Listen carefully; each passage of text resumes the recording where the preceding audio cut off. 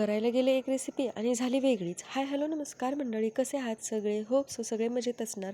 आज करायचं होतं मला पनीर, पण जे पनीर झालं त्याचं मी म्हणलं की चला स्वीट काहीतरी बनवूया म्हणून रसगुल्ले बनवायला गेले. पण रसगुल्ले काय तयार झाले नाहीत. ते कसं काय पुढे बघाच. इकडे मी 1 वाटी साखर घेतली होती आणि त्याच वाटीने 3 वाटी असं पाणीचं प्रमाण घेतलं होतं आणि ते उकळायला ठेवलं. पाणी फक्त ते साखर विरघळेपर्यंतच उकळायचं होतं मला. त्यात मी थोडीशी वेलची पावडर आणि केसर पण टाकलं आणि बनवलेल्या गोळ्याचे छोटे छोटे छान छान गोळे करून घेतले आणि ते पाणी उकळलं, छान साखर विरघळली की मी त्यात ते गोळे घातले. पण झालं असं की ते गोळे काही माझे व्यवस्थित झाले नव्हते. काय चुकलं मलाच माहीत नाही.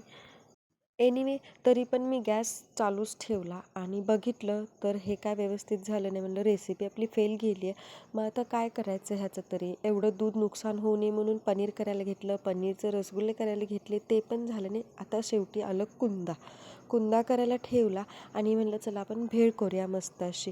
तर भेळ करताना पण एक ट्विस्ट झाला माझ्यासोबत. इकडे कुंदा शिजत होता माझा आणि म्हणलं चला काल आपण आणलेली चटणी होती, ती चटणी कशी बघू त्यात. त्याचा इतका घाण वास येत होता ना, ती फेकून दिली आणि माझ्याकडे खजूर आणि गुळाची चटणी होती, तीच यूज करून मी आज भेळ बनवली. मस्त अशी भेळ एन्जॉय केली. Thank you, bye.